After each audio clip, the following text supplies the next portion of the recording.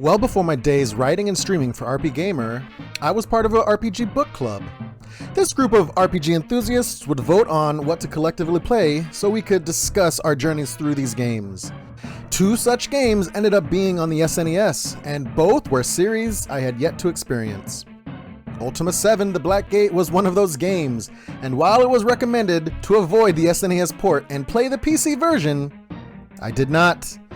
Eventually, I stumbled my way through this clunky mess, and ultimately, it left a bad impression of the series, as it is still the only Ultima game that I have played. The Black Gate has players taking the role of the Avatar, a hero who has saved the realm of Britannia numerous times before, but this time it has been 200 years since his last visit.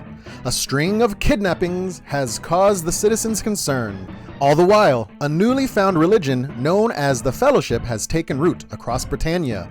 Lord British, the benevolent ruler of Britannia, asks the Avatar for assistance in solving these matters. It is obvious to the player from the start that this group is hiding a nefarious agenda, but the Avatar must find concrete proof of wrongdoings before they are able to make any connections.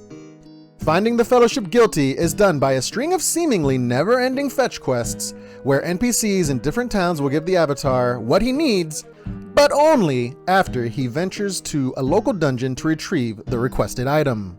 The graphics in The Black Gate are forgettable. The Avatar and Lord British stand out, but every other NPC falls into a small group of reused sprites, and the locations all end up looking very similar. Most NPCs have unique faces when interacting with them, and this is how the Avatar will gather most of his intel. The game offers a set of questions the Avatar can ask NPCs, with each response opening new conversation branches that point the player to the next point of interest. There is also the central antagonist, known as the Guardian, who will chime in every now and then during the Avatar's journey. Initially, it seems the Guardian pops up randomly, but in actuality, he pops up when the player is heading in the right direction, usually trying to dissuade the Avatar from continuing his journey. Ultima VII has an action battle system. The Avatar can equip weapons and hack and slash enemies in front of him. As enemies charge towards the Avatar, he basically stands his ground to battle the oncoming attackers. It's not great, and if the player moves around too much, they can get cornered or stun-locked to death. Most enemies will get slightly knocked back when hit, so it makes sense to stay put and wail on foes until they turn to puffs of smoke. Unfortunately, monsters only carry junk and at best dungeon keys after being defeated. In fact, much of the game will be spent managing the Avatar's inventory. There are tons of treasure chests and loot to collect in the game, but most of it is useless and will only serve to fill a limited inventory system. If the Avatar walks over a loose item, it will automatically go into his inventory.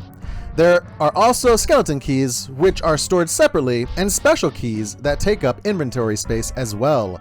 Players will be battling micromanagement as much as enemies in this game. The Avatar can gain up to 8 levels in this game, and as they level up, new spells are acquired. The Avatar will have to go into his spell book to manually trigger each spell.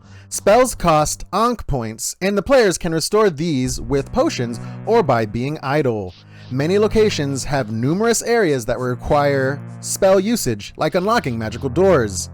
If not prepared in advance, the player will have to wait for their spell energy to restore before continuing. This poorly implemented bloat unjustly inflates the game's runtime. Even using the very expensive, very necessary magical boat costs magic to activate. There is one spell that costs no magic to use called Kalor.